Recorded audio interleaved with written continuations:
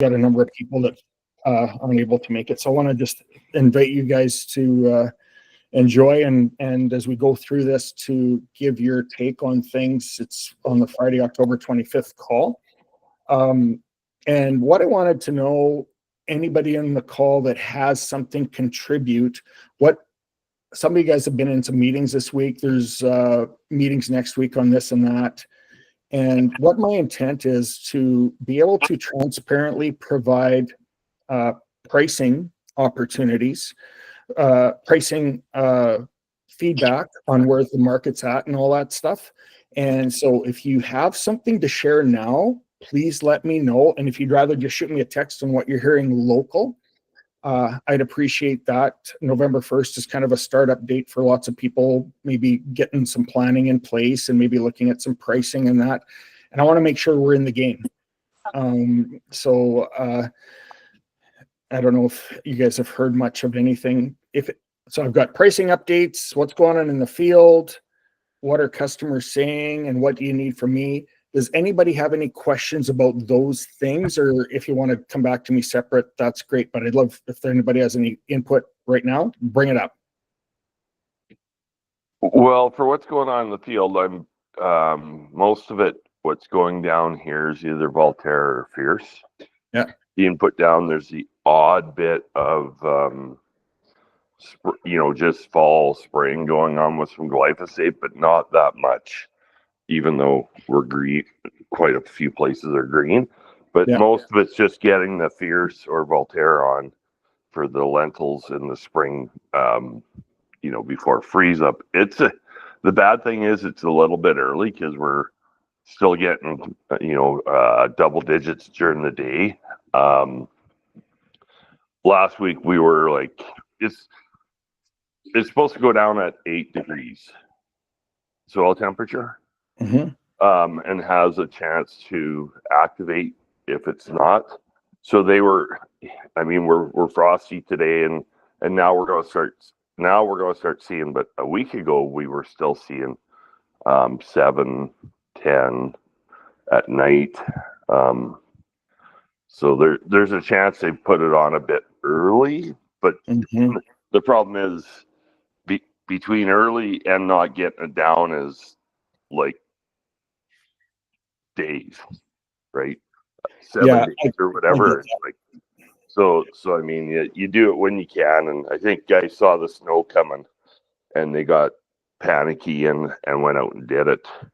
But that's about all that's going on here right now. I've got a little bit of edge to do for a guy. If he does it, I guess in the end. Other than that, it seems guys have really shied away from edge this year for some reason.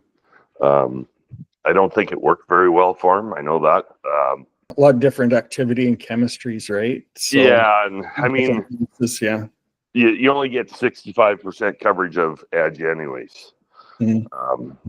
Right? That's they forget to tell you that when you buy it. So, but yeah, so he switched over a pile of acres to Voltaire now. So but that's what's going on here anyways. Okay, thank you for that.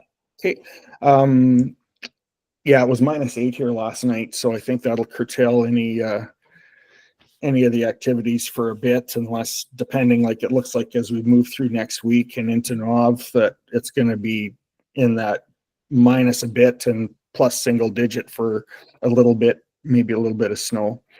And that any of the product that I've got moving, I've moved some sulfentrazone, but all of it is with intent of putting it on next spring. Robert, Craig, anybody else have any other updates or uptake on things in their area? Just what Greg said, like Fierce is going down. The big guys have been going for a few days hard, but talked to a friend of mine who's only got a few hundred acres of lentils to spray, and he's waiting. He's keeping the sprayer in the shed until last minute, and then he'll run out and do it, sort of thing. Okay. Yeah. Thanks for that. Okay. Anybody else? The only one I had, Dean, was I think RT 540. I heard the other day it was 585. Thank you. Yeah, I don't know why I got that price, but guy gave me $585 for it anyway. So. Yeah. Okay. Thanks. Well, I'm going to be doing a poll there front end of next week on that. And one thing, if you guys can see, I'll maybe stop sharing for one hot second here. This, can you see that? No, God dang it. I'm sorry. I got this stupid background thing. It don't mean nothing. There you go. I'll put it to my cheesy face. I'm doing one of these guides up. This looks Mickey Mouse and stuff. We're just getting the content built and that. But what it's going to be is just a quick and dirty of all the different products and stuff that we got. And so I'll be, I met with a couple of you guys already and got your uptake, your input on what should be in it. So thank you for that, those that have. And what I want to do is I'll probably do a quick round the horn. And what it is, it's going to be for tips and tricks. It's going to have qualifiers saying that follow the label and all that stuff. But if there happens to be some best practices, I want it to be a cheat sheet for guys if it's going to be useful.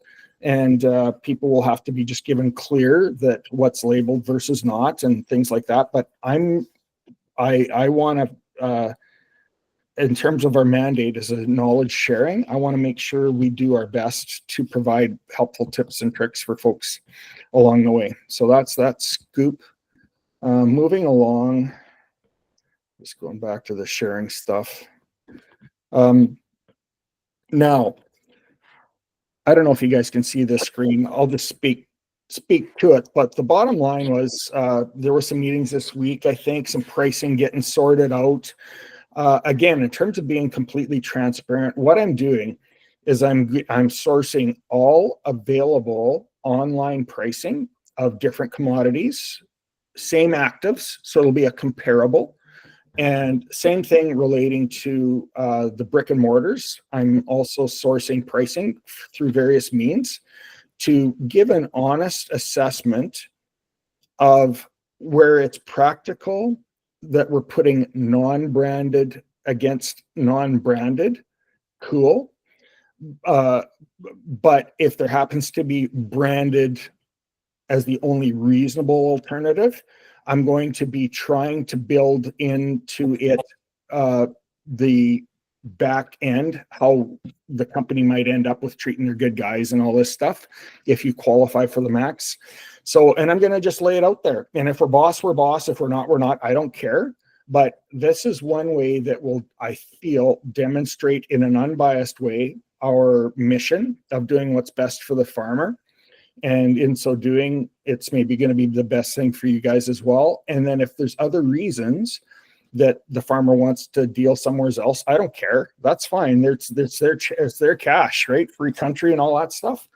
But what I did in this example is I took our wheat product with the burn off, sulfentrazone, and all that stuff, and going in with some, in this case, I think this one is the wheat example, and ended up being a savings of $4.50 an acre against 1 versus 30 with the branded stuff. And I used our Procero versus their Moravis Era, which some guys want the newest stuff and whatever.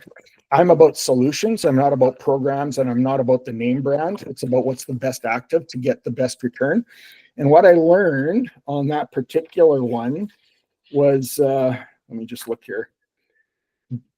So I farm against a combination of 2 online competitors, we'll call it.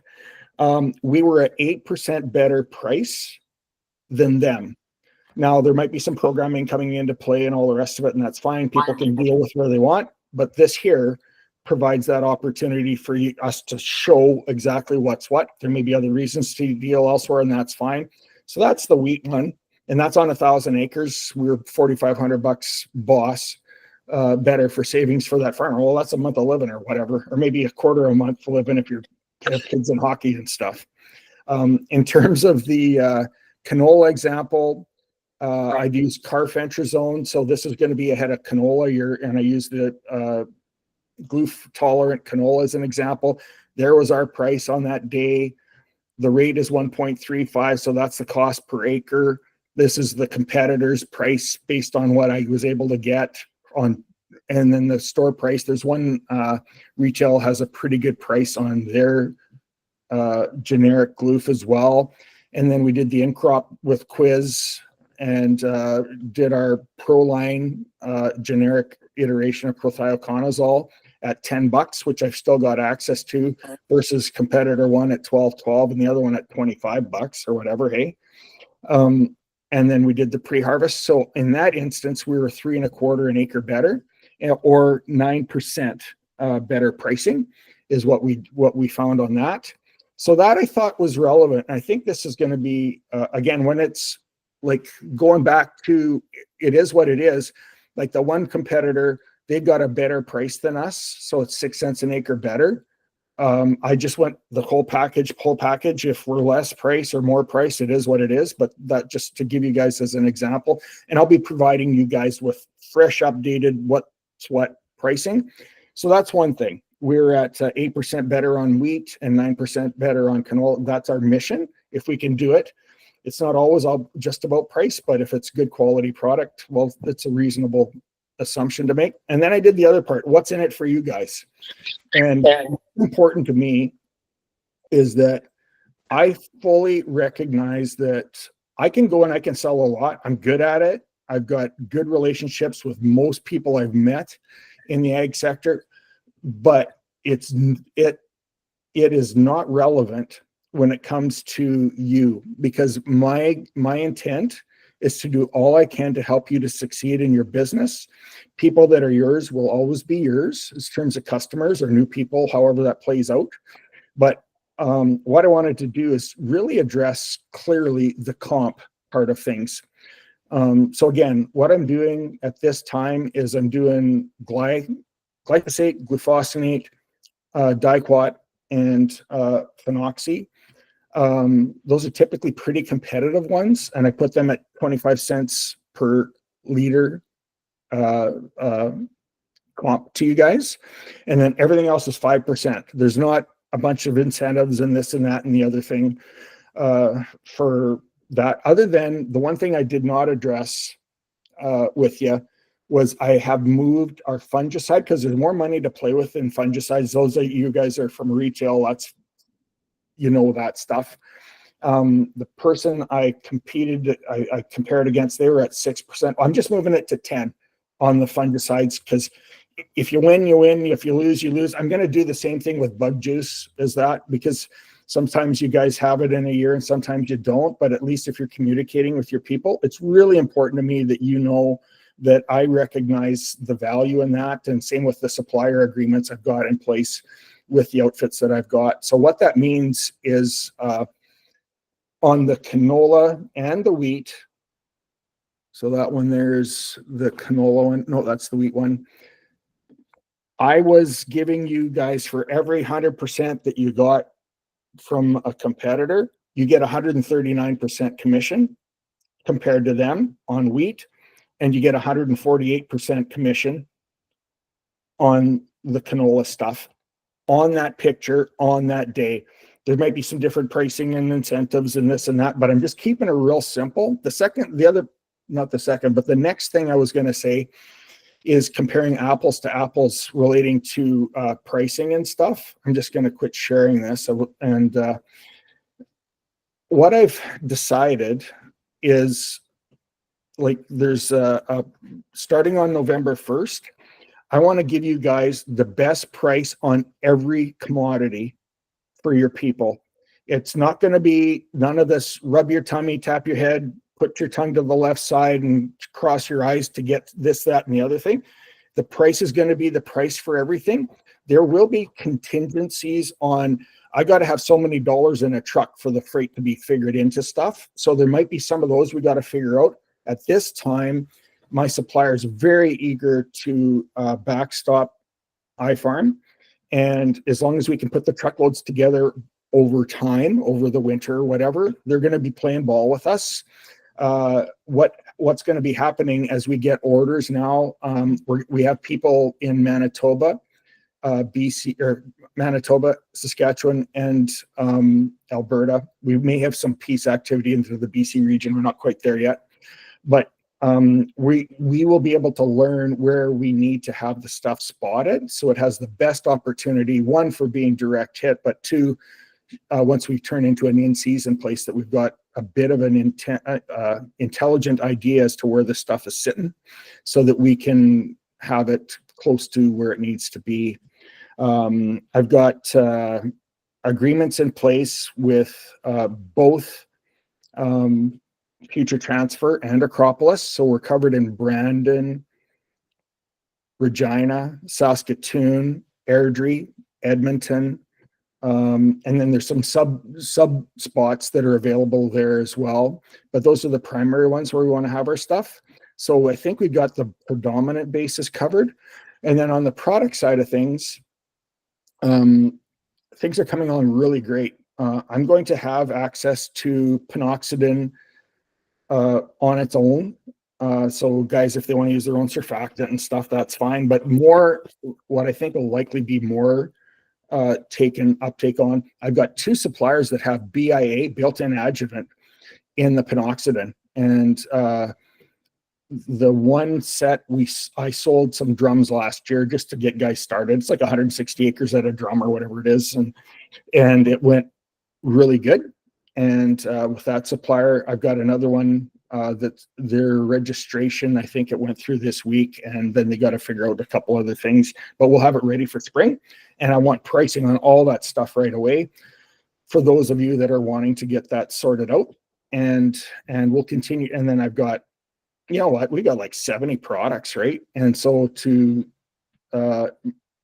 weed through that, what I've started to do is figure out, you know, what's the predominant crop input spray for your zones, so that we kind of have a handle. We don't need to have 70 things in a barn, because, you know, if 90% of the products on acres ends up being 10 or 15 products, fine, we've done our job this year, versus getting into the weeds too much and being stuck with inventory and all that we may have to play it that way, but we'll see. I'm open to whatever makes sense, and this is going to kind of self-discover as we roll along. And so that's one thing. That the other thing is we've been approached by a few biological suppliers as well, and we're vetting through those to decide what's the best way to go. Those of you that have expertise with that stuff, I want to know your inputs, not just biological, but the nutritional side as well. So we want to make sure we've got the right people hooked to our wagon, and anything that is foo-foo dusty or whatever, it can just pound sand. We don't got no use for that stuff. And I want to make sure that we have the best of the best in there. Along with that, we very quickly will be bringing some insurance options forward for folks that maybe want to top up some things. And I've also got a relationship with another field diagnostic company that wants to work with us in terms of understanding where the disease is coming and benchmarking stuff and working with them. So all in, it's really coming together well. I'm not trying to do 1,000 things at once, but as things come about that are useful, I want to bring them forward to you. So that's my podium speech for the day. Sorry for the length of that, but appreciate your guys' take on stuff. Open floor now. Would like to take, if you guys have any questions about anything we're talking about, or have any insights, or want to talk about stuff, let me know. Yeah, it's not a built-in adjuvant oxidant. That's a kind of a cool thing. But yeah, so it'd be kind of nice to get a comparison, you know, yes, on your non-built-in and what adjuvant you'd suggest and the price of it, you know, and just so you can go apples to apples and say, well, you know, for a couple of cents an acre, I might as well buy the built-in stuff. I agree with you. Thanks, Rob. Yeah, and what I was going to say is I should have pricing. I've had indications this week, and I said, look, the rubber's hitting the road next week, probably. So they are working hard at putting the program for us together. And like you said, this apples to apples, so guys can know what hassles are involved. Different guys have different relationships with their sprayer operator. It might be somebody like yourself, Greg, you do your own gig, and there might be a guy he's got a few units and a few different applicators, and they need to have things really dialed in to be perfect, you know, and not have any missteps and stuff. And Craig, you got your plane, and there's what you can or can't do with that stuff with certain things. And so I will be bringing things out transparently with you. The second thing another thing would be, I had a very good meeting with the senior agronomist of Viking, and he's a good, solid agronomist. He's not a sales guy, which was really great to see. He believes in sound agronomic practices. He's got an extensive background, touching on 40 years in the industry. He's well respected. And I would like to know if you guys would be up for doing a sit-in. I did do the preamble sit-in with him with the pre-seed stuff this last, like a couple days ago or something. And it was like an hour and a half of time, and it went by like nothing. But they have a very, very deep bench of the right solutions to solve problems. And again, we've got some very good costings with that relationship. And I want to do the same thing with the other outfits, but I thought I would just let you know. And I'll be sending out an invite. I'd like to know if you guys have any take on it. Would you guys be down for that? Or if not, would you have some questions you'd want me to bring forward to that? Awesome. Thanks, Greg. Yeah, no, it's always good to learn. Yeah. Back to your panoxin and there, Dean. So with the built-in, and I don't have the book in front of me. So what is your axial usually go on at 5 or 10 gallon acre? I don't have that in my head. Rob, you use that over there? Or? Well, the panoxidin that goes on out here is all in Traxos pretty much. I don't have a whole lot of barley, guys. Okay. Yeah, I just trying, like, so some of it all depends, the surfactant always typically depends on water rate. So I was just trying to figure out, with it being an all-in-one, if you're at one rate, do we have to add, or is that surfactant load going to be good for the 5 or the 10 gallons, whatever, or up to 10? Good call out, Greg. And that's on that, that'll be in that booklet that I haven't finished refining yet. Okay. And it'll be in the quick and dirty thing for that. So thanks for bringing that up. Yeah. Okay. Yeah. No. Okay. Yeah. So what I'll do, it seems like we've kind of transitioned a bit from guys having to be out in the field early and all this stuff. Like if I set something up for their time, 9-10 o'clock sometime next week, or even have them for next Friday, would that work for, like, is 8 o'clock work now best for you guys? 9 o'clock? You guys are on, so you get to vote. I like the 8s. Yeah. Going forward anyways. Yeah. For now. Yeah. Okay. Yeah, it works better for me. Yeah. Yeah, 8 works for me as well. Okay. Okay. Yeah, I just put it on hide my mug face. I've got somebody come into the office and need to snag some stuff. So that's good. Okay, so we'll do 8 o'clock next week. I will send the invite out, and just the focus will be, again, the senior agronomist on there. Another thing that I want to address clearly is, and I'll be bringing in the management group from this, is, okay, look, I farm ag as a startup, right? And people are like, I've had people give me checks for $150K for this and that obviously is a high level of trust needs to be built into all that. And I am going to be nothing but transparent with yous on how that process works. So I'll send out, this is the process and how we do stuff and that. And then as well, there's been one of the suppliers, a couple of people have asked, well, what's their backstop and how are they managing things and this and that. So I'll be putting that together as well. So as soon as I can get that put together, I just want to make sure you guys have comfort, because it don't matter if you have the best price if you're don't have comfort that the product will be there on time, or if there's something shady or any of that stuff. And I am going to be very, very clear on how we do stuff here, so you guys have comfort with talking with your customers, right? Because you guys are having that.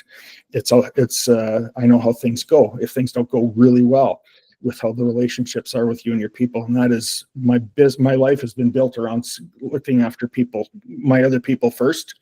customers or those that are working within the business, and that's how we're working. So